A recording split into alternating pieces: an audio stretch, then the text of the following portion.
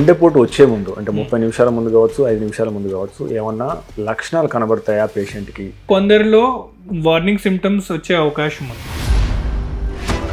Heart అటాక్లో most important key is time. మీ నచ్చిన హాస్పిటల్, మీ నచ్చిన డాక్టర్ కోసం వెయిట్ చేయండి. గుండె సంబంధిత వ్యాధుల విషయంలో ట్రెండ్ ఏ రకంగా కొనసాగుతున్నాయి? ఇదివరకు అరౌండ్ 50s, 60sలో చూసే బ్లాకేజెస్ ఈ మధ్య ఎర్లీ ఏజ్లో 30sలో అండ్ ఎక్సెప్షనల్లీ 20sలో కూడా చూడడం జరిగింది. ఎర్లీ ఏజ్లో రావడం ద్వారా ట్రీట్మెంట్ మనం పేషెంట్ని సేవ్ చేస్తున్నాము అండ్ ఆ హార్ట్ డ్యామేజ్ అవ్వడం ద్వారా వాళ్ళు హార్ట్ ఫెయిల్యూర్ అవుతారు. పాఠశాలలో గుండెపోటుతో విద్యార్థిని మృతి, డ్యాన్స్ చేస్తూ కుప్పగొన్న యువకుడు, వీటిని ఏమన్నా ఆపగలుగుతామా? చనిపోయిన ప్రతి పేషెంట్ హార్ట్ అటాక్తోనే చనిపోతుంది.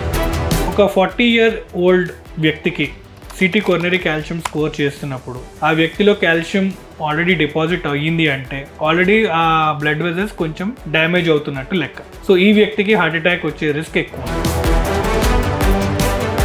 బైపాస్ సర్జరీ చేసిన తర్వాత స్టంట్ వేయచ్చా, లేదా స్టంట్ వేసిన వారికి తిరిగి బైపాస్ సర్జరీ చేయవచ్చా? వయసుతో పాటు మార్పులు చేర్పుల ద్వారా వ్యక్తికి మళ్ళీ బ్లాకేజెస్ వచ్చే అవకాశం. సేమ్ ఇప్పుడు బైపాస్ సర్జరీ మీరు యూఎస్లో పోల్చుకుంటే అండ్ ఇండియాతో పోల్చుకుంటే ఫ్రాక్షన్ ఆఫ్ కాస్ట్. ఒక వ్యక్తి యూఎస్లో ట్రావెల్ చేసి వచ్చి సర్జరీ చేసుకుని ఒక నెల రోజులు ఉండి వెళ్ళిపోయినా still he will be saving a lot of. Doctor గారు, ఈ మధ్య అందరూ స్మార్ట్ వాచ్లు వాడుతున్నారు. అందులో గుండెకు సంబంధించిన అది ప్రతి క్షణం తెలుసుకునే ప్రయత్నం చేస్తున్నారు. అసలు గుండె యొక్క పల్స్ రేటు ఎంత ఉంటే బాగుంటుంది? లైక్ నేను నార్మల్గా రెస్టింగ్గా కూర్చున్నాను అయినా కానీ నా గుండె వేగంగా కొట్టుకుంటుంది, then that is something abnormal. అలాగే నేను పరిగెడుతున్నాను అయినా నా హార్ట్ రేట్స్ పెరగట్లేదు. సో దెన్ ఈ రెండు ఎక్స్ట్రీమ్స్లో అవుతుంది అంటే అప్పుడు దానికి తగ్గట్టు మనం 220 minus age of the patient అంటాం. సో ఫర్ ఎగ్జాంపుల్ ఒక 50 years మనిషి ఉన్నాడు, ఆ పేషెంట్కి మ్యాక్సిమం హార్ట్ రేట్ ఎంతవరకు రీచ్ అవ్వచ్చు?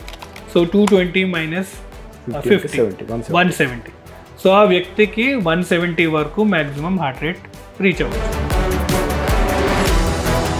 లావు ఉన్న వాళ్ళకి విషయంలో గుండెపోట్లు పెరిగే అవకాశం ఉందా? ఒబెసిటీ ద్వారా హార్ట్ పనితీరు పెరిగింది, స్ట్రోక్ వచ్చే అవకాశం 5% పెరుగుతుంది. కొలెస్ట్రాల్ పెరిగింది అంటాం సార్. What is cholesterol? ఇది పెరగడం వల్ల గుండెకు ఎలాంటి సమస్య వస్తుంది? కొలెస్ట్రాల్ మనకి అవసరమే, బట్ అధికంగా ఉండకూడదు. సో ఈ అధికంగా ఉన్న కొలెస్ట్రాల్ ఏదైతే వ్యక్తికి ట్రైగ్లిసరైడ్ లెవెల్స్ ఎక్కువగా ఉన్నాయో వాళ్ళకి హార్ట్ అటాక్ వచ్చే రిస్క్ ఎక్కువగా ఉంది.